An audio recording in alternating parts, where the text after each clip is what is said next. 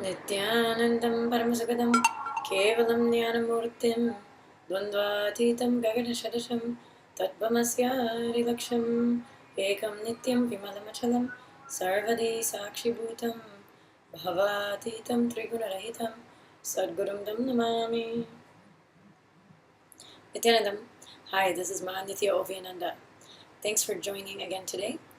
I wanted to speak to the nature lovers out there. I was just thinking about this today. What can I express tonight to you guys? And I was thinking about the nature lovers because before I joined the Aadheenam back in 2013, I was a huge nature lover. I always went out hiking and camping, and any extra time I can get to be outside, I would do it. And I especially loved the woods and trees so much. I just enjoyed even just watching for hours, staring at the trees and the landscapes, and it was something that really made me feel close to the divine and to the cosmos during those moments. So the reason I'm bringing this up is because the epitome or mother, actually father in this case, Sadashiva himself, is actually the Banyan Tree at Bengaluru Aadheenam. This tree is giant and amazing and beautiful, and so that's why I wanted to speak so much today about this wonderful tree, which is not really a tree actually. It is a manifestation, an energy of Sadashiva himself. You can feel that energy vibrate in that area so heavily. So many people have received healing and granted wishes, and many things happen there. So this tree is basically 1,000 years old, and the base itself is, I don't know how many, hundreds of feet around, with all different roots around going into the earth. And the canopy is giant and beautiful and green, and it encompasses this whole big area where it's a very sacred place in the ashram. A lot of deities are there. We have Dakshinamurti, Sri Venkateshwara, and then we have a Patanjali shrine. So there's many different deities there, and it's an amazing place of silence and stillness and beauty. And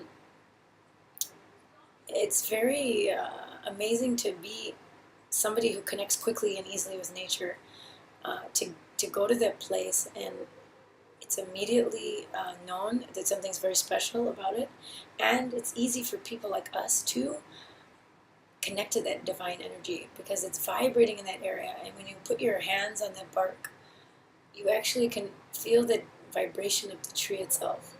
I don't know how to describe it. It's really amazing. So I'd like all of you to come and see this tree. Come on a pilgrimage to India just to see this banyan tree. And what's even more interesting is that there's a cave, an actual cave, where inside that cave they found what is called a Swayambhu Lingam, which is a naturally occurring lingam. So actually it was then extracted and put in the Nityanandeshwara Sadashiva temple, and it's worshipped today as Shiva Linga and a beautiful deity. But it was there for how long? How many centuries? This place was there, and the banyan tree was growing around an existing temple. You can see even the stones that were there embedded in the root system. So it's such a very powerful and amazing place. When you sit under that tree and look at the way the light filters through, there's such an elevation in your brain, in your consciousness. You feel, that bliss kind of high feeling. And you can sit there really for hours and never get bored, that feeling of silence, especially when you sit near Dakshinamurti. He is the guru, embodiment of the guru, who transmits that energy and transmits the sacred truths through the silence. So sitting there is extremely beneficial, an extremely deep spiritual experience for many people, including myself. And also, the tree itself is considered a Kalpa Vriksha tree, which is a boon-giving tree. So any kind of wish or prayer you have, the tree will actually answer you. There's actually one funny story. It has to do also with Kalabhairava and the Akashic readings. The Gurukul kids have been initiated by Swamiji into reading the Akashic records. So from that space of oneness and a connection with Swamiji, they can actually answer people's questions by seeing what is written from the Akashic readings. So there's two people in our ashram. They went to the same readings, maybe different kids, but they went the same day to the Akashic records, and they were speaking with Kalabhairava, because through the Gurukul kids, Kalabhairava will speak and give the answers. Both of these people were told to go to the Banyan Tree. And it turns out, they were both asking questions about each other. And then Kalabhairava told them, yeah, go to the Banyan Tree, you'll find your answer. So the same thing happened to both of them, and they wound up there at the same time, under the Banyan Tree. And they kind of looked at each other, and then they knew something was funny, obviously. And so then they shared their story, how both of them were told by Kalabhairava to go to that tree. I mean, it turns out they both liked each other, but didn't talk about it. So then, now they're married. And so they're married, and they're some of the leaders for the Nityananda Yoga department. So it's really a nice story, and how that tree brings people together in so many different ways. It's such a space of healing and power. And during the Inner Awakening program and Sadashivatva program, very beautiful, powerful sessions with Swamiji were there. Sitting with Swamiji under the Banyan Tree. I remember during my Inner Awakening in 2011, in 2011, sitting there with Swamiji, it was such an exciting experience. Just all of a sudden, we're all there, and, last minute they told us to go there, and then Swamiji was coming, and he's just sitting there, with us. And just the space and the tree, and you can almost hear the vibration of that energy. And I just remember we were sitting in a process with him with our eyes closed and getting into that silent space. And nearby there's actually some mining, granite mines. So there's some mountains there that have granite, and they use dynamite.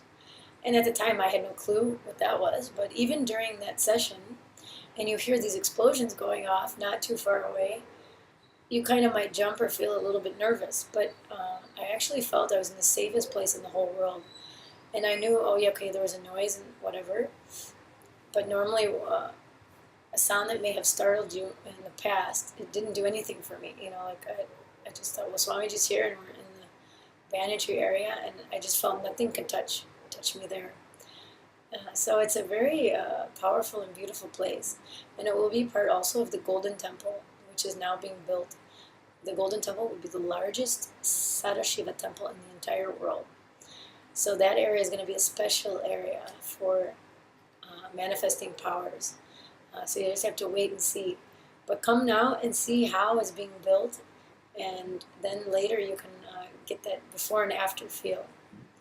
Because it's a very unique place. I've been to a lot of different places in the world and a lot of different natural areas, and seen so many different beautiful oak trees and different amazing, redwoods and all the different places in the U.S., those national parks. But nothing really compares to this Banyan Tree. It's very, it's beautiful, especially for people who have that connection with trees. It's just definitely not something to be missed. And it's actually, there's a lot of legends around this tree also. There's a snake that guards this whole area. But he doesn't bother anyone, don't worry. So there's many, like I said, the deities are there, and it's a very sacred place. But if you do go there, do not climb the tree, okay? There's none of that, because the tree is a deity, a living energy. So that we don't do. We definitely respect that area very much. But just go there, and Swamiji even spoke recently about how you just sit there with that breathing, and you declare that you're just going to be in the space of breathing, that oneness space. And you really get in tune then with Swamiji, because he breathes in many different dimensions. So he's sitting here with us, but his breath and is constant in the different planes of existence that he is existing on, in and on. But the breath itself remains the same in all of those, even though his form is different. His way of communicating is different, and his name might be different. But that remains the same. So for us to get a glimpse of that and to get in tune with that, he recommends that we sit at the banyan tree with that thought of just simply dropping your identity and only just connecting with the breath. It's very powerful and beautiful. So I hope you can join and come to Inner Awakening or Sadashivatva and experiencing this amazing place, this amazing, powerful place, and the most beautiful tree on planet Earth, the Banyan Tree, at Bengaluru Aadheenam. So go to innerawakening.org and sign up for your experiential program with Swamiji. Manifest powers, meet the avatar, and also meet this beautiful tree of life, basically, you can call it. So thanks again for watching. I hope you enjoyed. Any questions, please include them in the comments. Nityanandam.